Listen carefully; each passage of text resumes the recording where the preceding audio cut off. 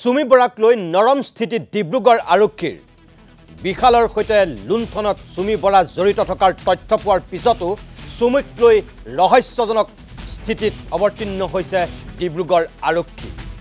মহানগৰ আৰক্ষীৰ সৈতেও এই বিষয়ত কোনো ধৰণৰ যোগাযোগেই কৰা নাই এতিয়া ডিব্ৰুগড় আৰক্ষীয়ে। চুমি বৰা আৰু তাৰ্কিক বৰাক ৰক্ষণাবেক্ষণ দিয়াৰ অভিযোগ উত্থাপিত হৈছে ডিব্ৰুগড় আৰক্ষীৰ বিৰুদ্ধে। বিশাল আৰু চুমিৰ জালত ভৰি দি বহু মন্ত্ৰী বিধায়কে কোটি কোটি টকা বিনিয়োগ কৰাৰ তথ্য আহিছে পোহৰলৈ। চিকিৎসক আৰক্ষী বিষয়া আৰু ক্ষমতাশালী ব্যক্তিও জড়িত থকাৰ বিস্ফোৰক তথ্য লাভ কৰা গৈছে। মুখ খোল খোৱাৰ ভয়ত এতিয়া নৰম স্থিতি লৈছে ডিব্ৰুগড় আৰক্ষীয়ে, যাৰ বাবে চুমি আৰু তাৰ্কিকক গ্ৰেপ্তাৰ কৰিবলৈ সাহস কৰা নাই ডিব্ৰুগড় আৰক্ষীয়ে।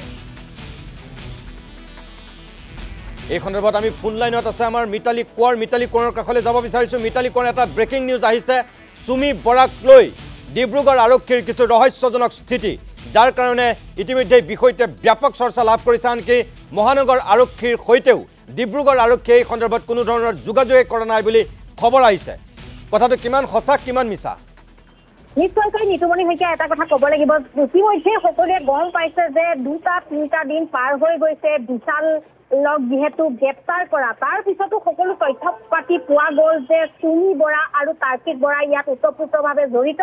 কাৰণ কম বয়সৰ ল'ৰা এটাক কোনেও তেনেধৰণে পইচা কোটি কোটি বা লাখ লাখ টকা নিদিয়ে। গতিকে চুমি এই ক্ষেত্ৰত আগভাগ লৈছিল। চুমিয়ে বহু মন্ত্ৰী বিধায়ক বিশেষকৈ ব্যৱসায়ী চিকিৎসক সকলোৰে পৰা টকা আনিছিল আৰু সেই সকলোখিনি বিনিয়োগ কৰিছিল। তেওঁলোকে বিনিয়োগৰ নামত আত্মসাৎ কৰিছিল। কিন্তু তাৰ পিছতো ডিব্ৰুগড় আৰক্ষীয়ে এতিয়ালৈকে কোনো ধৰণৰ চুমিক বিচাৰি অভিযান চলোৱা নাই বা চুমিৰ বিষয়ে তেওঁলোকে কোনো জানিবও বিচৰা নাই, তাৰ্কিক বৰাকো বিচৰা নাই আৰু মহানগৰ আৰক্ষীৰ সৈতে কোনো ধৰণৰ যোগাযোগ কৰা নাই। কাৰণ চুমি বৰা আৰু তাৰ্কিক বৰা গুৱাহাটীত বাস কৰে। গতিকে এই ক্ষেত্ৰত তেওঁলোকৰ যিহেতু গ্ৰেপ্তাৰ কৰিবৰ বাবে কোনো ধৰণৰ মহানগৰ আৰক্ষীৰ সৈতে যোগাযোগ তেওঁলোকে ৰক্ষা কৰা নাই আৰু তেওঁলোকে যিকোনো মুহূৰ্তত গ্ৰেপ্তাৰ হ'ব পাৰোঁ বুলিহে তেওঁলোকে নিজাববীয়াকৈ এইখিনি মুহূৰ্তত পলাই ফুৰিছে। আৰু মহানগৰ আৰক্ষীয়েও এই ক্ষেত্ৰত কোনো ধৰণৰ গুৰুত্ব দিয়া নাই এটা কাৰণেই, কাৰণ গোচৰটো তেওঁলোকৰ বিৰুদ্ধে গোচৰ ৰুজু হৈছে ডিব্ৰুগড়ৰ এখন থানাত আৰু সেই ডিব্ৰুগড় আৰক্ষীৰ ফালৰ পৰা মহানগৰ আৰক্ষীলৈ কোনো ধৰণৰ তেনেকুৱা নিৰ্দেশনা অহা নাই সহযোগিতা কৰি দিয়াৰ বাবে। গতিকে গোটেই ঘটনাটো ৰহস্যঘন হৈ পৰিছে। কাৰণ তেওঁ যিহেতু বহু মন্ত্ৰী বিধায়কৰ সৈতে ঘনিষ্ঠতা আছে বা ক্ষমতাশালী লোকৰ সৈতে ঘনিষ্ঠতা আছে, যাৰ বাবে মুখলজ্জাৰ ভয়ত, কাৰণ চুমি বৰাক গ্ৰেপ্তাৰ কৰাৰ লগে লগে সকলোখিনি তথ্য প্ৰমাণ পোহৰলৈ আহিব, যাৰ ভয়ত এতিয়া নৰম স্থিতি গ্ৰহণ কৰিছে ডিব্ৰুগড় আৰক্ষীয়ে আৰু যাক লৈ এতিয়া সৰ্বত্ৰ চৰ্চা হৈছে। কাৰণ দেখা পোৱা গৈছে যে সকলো তথ্য পাতি আছে, তাৰ পিছতো কিয় এনেধৰণে নৰম স্থিতি গ্ৰহণ কৰিছে সেইটো আটাইতকৈ ডাঙৰ কথা। বহুতৰ মুখে মুখে এটা চৰ্চা চলিছে যে তেওঁ অগ্ৰিম জামিন লোৱাৰ বাবে এনেধৰণে মহানগৰ আৰক্ষীয়ে হওক বা ডিব্ৰুগড় আৰক্ষীয়ে হওক সুবিধা কৰি দিছে নেকি, তাক লৈ প্ৰশ্ন উত্থাপন হৈছে।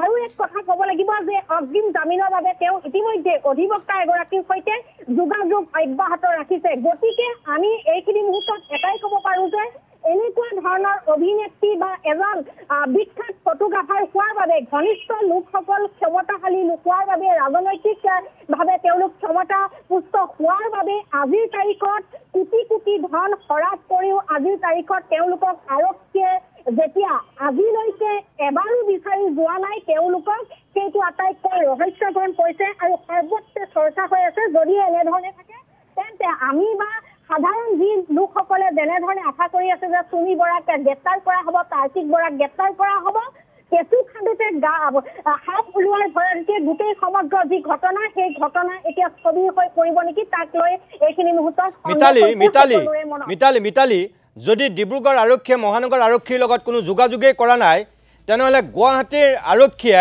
তাৰ্কিকক বিচাৰি কিয় ফোন কৰিছিল বা চুমি বৰাই কিয় পলাই ফুৰিছে? নিশ্চয়কৈ নিতুমণি শইকীয়া, সেই কথাটোৱে ক'ব বিচাৰিছো। যিহেতু বিশাল চুমি বৰাৰ ঘৰত আছিল বা তাৰ্কিকৰ ঘৰত আছিল, মাক দেউতাক য'ত থাকে তাত কিছু নথি পত্ৰ পাওঁ নেকি, সেই কাৰণেহে ঘোঁৰামৰাৰ যি তাৰ্কিক বৰা আছে সেই তাৰ্কিক বৰাৰ ঘৰত গৈছিল বা ঠিক আজি যিগৰাকী সংগীত শিল্পী তেখেতৰ ঘৰতো গৈছিল। কিন্তু তাৰ উপৰিও কোনো ধৰণৰ চুমি বৰাই নিজেই গম পাইছে যে তেওঁ বহুত টকা আত্মসাৎ কৰিছে, তেওঁ গ্ৰেপ্তাৰ হোৱাৰ সম্ভাৱনা আছে, তেওঁ ভয় খাইছে, ভয়তে তেওঁ পলাইছে। আৰক্ষীৰ ফালৰ পৰা তেওঁক যে গ্ৰেপ্তাৰ কৰিব কোনো ধৰণৰ তৎপৰতা এইখিনি মুহূৰ্তলৈকে নাই।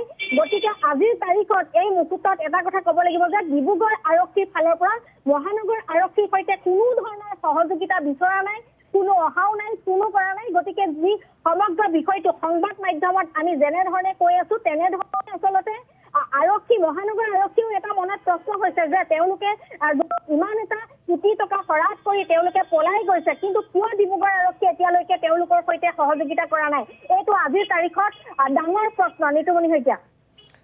মই মিতালী ধন্যবাদ জনাইছোঁ, কিন্তু এটা কথা ঠিক যে অকল চুমি বৰাৰ লগতে যে ডাঙৰ ডাঙৰ এই প্ৰভাৱশালী মানুহবিলাকৰ সম্পৰ্ক আছিল তেনেকুৱা নহয়। চুমি বৰাৰ যিগৰাকী স্বামী তাৰ্কিক বৰা এগৰাকী যিহেতু ফটোগ্ৰাফাৰ, আৰু সেই ফটোগ্ৰাফাৰগৰাকীৰ লগতো কিন্তু দিছপুৰৰ বহু ডাঙৰ ডাঙৰ মানুহৰ সুসম্পৰ্ক আছে। তেওঁলোকে ভিডিঅ' বনায় আৰু সেই ভিডিঅ' প্ৰস্তুত কৰি দিয়ে কিন্তু তাৰ্কিক বৰাই, আৰু গতিকে তেনেকুৱা আৰু এক সুসম্পৰ্ক থাকিব পাৰে যাৰ কাৰণে আৰক্ষীক মেনেজ কৰাটো তেওঁলোকৰ কাৰণে তেনেই হয়তো সহজ হ'বগৈ পাৰে, তেনেকুৱা এটা দিশো আছে।